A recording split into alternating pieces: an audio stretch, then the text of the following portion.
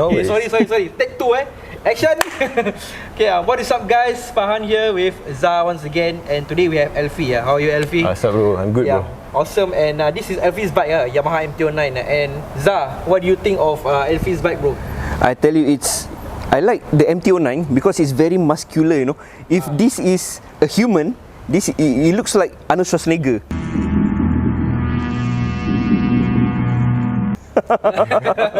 It's very muscular, very hulky, you know. Hulky, So for me, I have some experience with the MT-09 because I was working as an auxiliary police officer with Atos as an outrider, and then they use the MT-09 as their police bike. So can say that I have some experiences with it. So before Elfie actually tells the story about his bike, we're going to give a bit of background about it. Part of the Yamaha MT series, the MT-09 is a naked motorcycle known for its lightweight. On paper, it's 188 kg. The MT-09 also kickstarted Yamaha's new era for innovation for its motorcycle lineup. The MT-09 also spawned the MT-09 Tracer, the half-flat adventure counterpart. Described to be an exciting and fun bike by reviewers, the MT-09 is powered by 847cc liquid-cooled 4-stroke 12-valve DOHC inline-3 with fuel injection and a 6-speed manual transmission. In Singapore, the MT-09 is one of the more mainstream Class 2 bikes, popular with young and old riders alike. Elfie, so why do you buy the bike in the first place? Firstly, I bought the bike because I promised my cousin that after year 2020, I and him going to get a Class 2 bike. He was riding the RZ. I'm talking to him now. Okay. And he recommended me MT-09. From there, I don't know what is MT-09 because I'm still new on the riding scene. So when I get to the bike shop, I try it first. And I went to him, I asked, hey, MT-09 is not bad, it's a cool looking bike. But I haven't checked out the engine, I haven't even see what is their characteristic of the bike. The day that I went to the shop, he backed off, he said I decided not to buy the MT-09 where I already inquire and such. So I didn't want to back off, be a gentleman. I just straight away go to the shop and say I would like to switch on and sit on the bike. The first time I hear the bike switch on, the first rev, that's it. My eyes, my soul, my spirit all locked into it. So basically it's love at first sight lah. Yes, love at first sight. And also hearing also, first hearing also I love really. So that time, roughly how long have you been riding the MT-09? Since late January, I've been riding the bike. It's an absolute blast on the bike. I really love, of course, its looks, but the moment when you switch on engine, and every time I go to my friend's house or go to some coffee shop, whenever I'm nearby them, they already know, okay, Alfie's coming. Because of that inline 3. The sound very distinctive. Yes, correct. I see. Okay, so that time the price, how much when you got it? It's just last January. It was before COVID. Before the COE hike. I understand. The COE hike is crazy, sir. So you bought this at the COE at the 4,000 mark lah? Yes, correct. Okay. So how much was it at? I bought it around 12k to 13k. I bought it at some shop at Woodlands. How many years COE left? This is 2025. I think it's reasonable lah, Zah. Reasonable lah. 12k. So you are owner number? I'm the second owner. Second owner, okay. Not too bad lah. Yes, so correct. The previous owner definitely will have taken good care of it. By the looks of this, yes, I don't see much dents or nicks on it lah. Then don't mind me asking, for the accessories, right? Did the previous owner accessorize it, or was it you that one accessorized it? Okay. The previous owner, he did only the motor outlook like protection. You see the guards around here? Yeah. The engine guard. And of course, thanks to the former owner, he donated the Akrapovic. So I'm done. We have to hear the sound on this later. Because I ride the MT-09 during the auxiliary police days. The sound, okay lah. Stock exhaust. Understand. I think we have to get to the performance. Okay. So Elfie, for yourself, what bike did you ride previously? Formerly I ride Super 4. So the bike feels, of course, Super 4 is known for bulletproof engine. Yes. Good bike dynamics in a sense, friendly to the beginners. But as for me, I'm slightly above average, the height. So whenever I ride my Super 4, I feel a bit scrunched up or small lah. But the weight, I tell you, is super heavy. The difference I realized in Super 4 and this guy, that guy you need to rev up super high, Yes, like a sport bike, like CBR 600, CBR 1000. So initially when I get the Super 4, I see myself riding it like 2-3 years, that's it. But after that, again, after I get 2-3 years of the class 2 bikes, I have no idea what else to get the bike. Suddenly my cousin came in, and from there I get the MT-09. Class 2 have to say, you'll be spoiled for choice. Cause Correct. Yeah, true. Correct. And I cannot believe that you choose the MT-09. And then for yourself, I told you that the seat is different from the stock MT-09. Yes. Why? Okay, the story. The story is. story also, Yes. The story is, I tell all of the MT-09 user, when you ride this bike, if your inseam is like I have long legs, so your inseam is like 30 plus and above, right? The seat shallows out very deep like this. Yeah, correct. So whenever you ride with the stock fabric of the seat, whenever you do not even a hard brake, you do a medium brake, you will tend to slide forward and hit your family jewels at the tank. It's true. It's true. So that's why the seat, I make it fitted to me. So I notice it's rather flat. Wow, like this you can make Superman. Superman. I know the seat looks like cafe racer-ish, but I'm not a cafe racer. So you get what I mean. So don't mind me asking, this seat is custom? Yes, custom. Custom. Wow. Where do you make?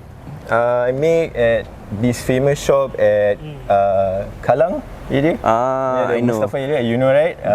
So I've been always going there to do my seats since my Super 4. Actually, to the former owner of the Super 4, I'm sorry, the seat is also a bit tall. So yeah, I'm the culprit. I'm very sorry. I apologize. So brother, speaking of the seat, right? How tall are you? Okay, my friend. Okay, I'm 177, but I had friends who are like 181, 185. My legs are as long as them. So that's the reason why, because of this seat, I had to make it higher. You know, I'll be riding like I'm riding a class 2B bike. Yeah. Feeling. Okay lah. So for me, I 165 and I'm used to the stock seat, so it's okay for me lah. Just nice for me. Yeah, correct. Yeah, and I think for short people, MT-09 should be okay lah. Yes. I agree. So just now you briefly have compare the performance of this MT-09 with the Super 4. Yeah. So in your own words, how would you describe this performance? Not comparing to Super 4. In my own words, for me, this MT-09, the performance, in a sense, if you are frightened of sudden acceleration, especially the throttle is a bit on-off, very twitchy, and like what he said, the engine is very torquey. Please be careful whenever you throttle up. But the moment you are in the power band, I tell you, everywhere you will feel the torque. Maybe I haven't reached to the more than 10k or something. Don't worry, I may look like a speeder, but I'm not a speed demon or highway demon. I'm just a normal rider. Yeah. Okay, I just want to give my story because as you know, the Atos uses as their police bike. Yes. So I whack this bike on the highway. I respond to emergency case 180, 170. But at speed the bike started shaking. It's not good at high speed because it's very light. Yes, I agree. As compared to like other bikes like Super 4 or what, it's very light that it started shaking when you go faster and faster. So that's the issue I have with this bike. Other than that, it's very torquey, it's very fast, it's very light, it corners very well. Yes, I agree. That, for me, that performance for this bike, power lah. Only the issue is it shakes in high speed lah. Yeah, chattering. I heard before. It's very scary. Yeah, especially at 180, you are responding to case, very scary lah. So how is the fuel consumption like for this bike? Okay. So what's the full tank, and full tank can last you how long? How far? Okay, I haven't reached reserves yet, so I can safely say when I reach reserve, my full tank, I mean the tank is 14 point something liters. A bit small, I know. You get around if you don't whack or you don't rev happy, I think you can get above 200 lah. So maybe 210, 220. Currently I'm on 190 km to 220 km before reserve. Yeah. I see. Which is a bit good for a class 2 bike. And then the tank is 40 liters. Yeah, because of the small tank, that's why it's not, you know, you cannot push further than up to 300, right? Yes, correct. No, I don't think we reach 300. The moment you feel that twitchy throttle, you will tend to burn the fuel faster. Correct. You know what, Zah? I noticed the MT-09 is very popular with Malaysians. Is it? You go Malaysia, it's like everywhere, you know, for some reason. Yeah, I mean, I have to agree with you. In Malaysia, the MT-09 is one of the favorites, and the other one is the Kawasaki Z10. Alright, and the MT-09, as far as during our trip to Thailand, I did notice that in Thailand they have MT-05 and MT-07. In Singapore, we have until the MT-10, MT-10. So, you know, if we can like do a full review of the MT families, that would be cool, man. Shocks, but I think you know why they're available in those countries? Because it doesn't make sense if you were to come into Singapore. Yeah, I agree. Thailand and Malaysia have different class. Yeah, I agree with you. Because like X-Max, like what happened to X-Max, we have 250, 300, 400. For Singapore, it doesn't make sense. Yes. For same thing, if the 500, 700 comes into the biking scene, it doesn't make sense because, you know, the performance, you get better performance with the MT-09. I mean, maybe budget-wise, people will go for the lower range. But in terms of people who are adrenaline junkies, will definitely want to go for the higher version. Currently, how is your maintenance schedule like? How much do you usually spend on your regular maintenance and service? Yes. Okay, this bike is a bit shorter on their engine oil servicing, the what you call it, intervals. But if you talk about the engine wise, does it have any problem knocking or any weird sound or movement? So far the bike itself, I talk with other owners. The moment you come out from the showroom, you already have this distinctive Ducati-ish clacking sound from the engine itself because of the crossplane. So it's nothing major, nothing weird lah. The clanking sound is nothing weird. Yeah, it's not okay because I'm not. Sometimes new owners might be, why this bike sounds so different? Correct. Because they're not used to the bike yet. Yes, correct. So that is actually something that is inherent to the bike. So what other major problems that you know of regarding to this bike? While I'm having the bike, I've kind of picked up and learned that because of this bike is torquey, right? Maybe this is problem with torquey bikes or those high acceleration bikes, if you want to say it. The clutch, if you like to snatch pull, your clutch plates you have to keep changing. Abnormally rate. Okay. Correct. So mine is due, I think, next month. I have to check. No wonder we have this issue last time, the fleet. I think 2-3 bikes always got breakdown or something. Anyway, bro, just now the questions you haven't answered. Your maintenance, your servicing, how many bottles, how much you spend usually for the servicing part? What do you usually change every time you send for servicing? Okay, usually what I do with this bike, I check on the engine oil. Definitely this guy, since it's high revving. Okay, one thing good, this guy doesn't get as hot as Super 4. Okay. Super 4 is a hot stuff bike. So you have to keep changing the thigh area, right? Yes. It feels like you ride Hayabusa but mini Hayabusa.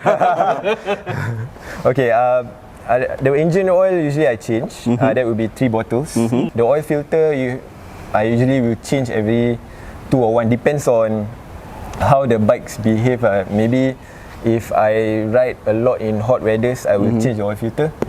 If I ride too much in rainy weather, so I will change the oil filter also. It's just my habit. But whatever it is, the engine oil interval, you need to change around 5,000 or even slightly lesser or more. Not like Super 4. Super 4 you can stretch up to, I've heard my friends change 6 months or more than 10,000. I don't know how they do it, but yeah, it's possible. Is there a lot of aftermarket accessories or not? From what I know, in Singapore you can get basics like food packs. You wanna delete the, the fender, not the fender, Tail tidy. Tail tidy, yes.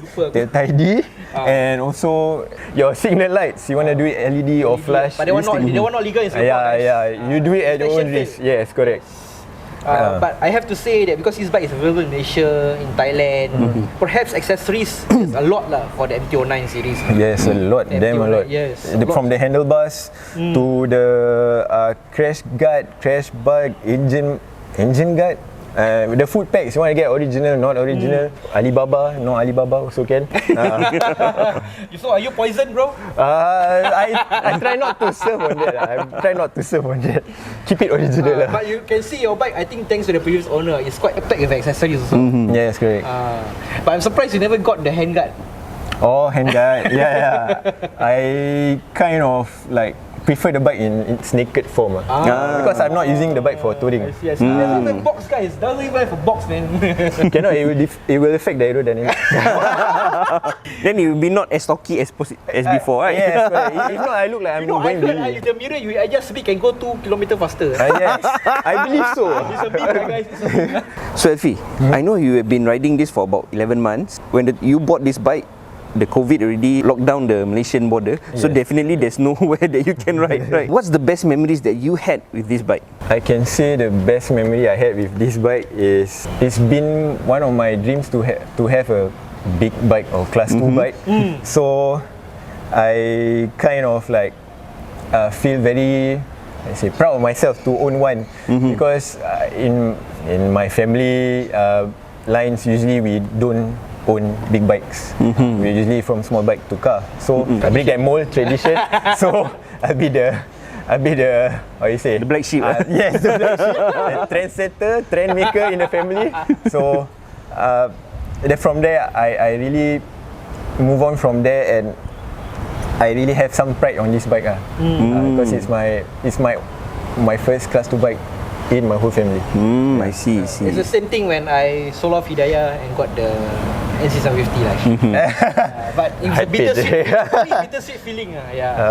Okay, so Elfie, being a class 2 bike, right? In your 11 months of riding, you have some experience with the MT-09. Who do you recommend the MT-09 for? What kind of riders you recommend the bike for? I can say if you're not a touring guy but you like Super 4, this is a perfect bike for you. And also if you want to tour, you can get the MT-09 Tracer. But for MT-09 itself, it's good for those city riders. You want to have a bit of fun on the road, then a bit of fun, not too much fun. And also if you want to do some accessorize on it, accessories. If you are those kind of guys, there's a lot of accessory you can get, local and overseas. Of course lah, if you want cheaper overseas lah. Shopee. Don't play. Don't play. Download Shopee now. That's it for the vlog. Any riders want to review the bike with us, do get in touch with us on our Instagram or Facebook. Okay, MT-09 riders out there, if you have anything else to comment, to add in to Elfie's review, just put it in the comment section below. Like and share this video with your riding kakis, and don't forget to subscribe. And Elfie, thank you once again for coming out and sharing your ride with us. I have to say that I kind of miss my old job. Looking at this bike now. Okay lah guys, so that's it for the vlog, and we will see you next one.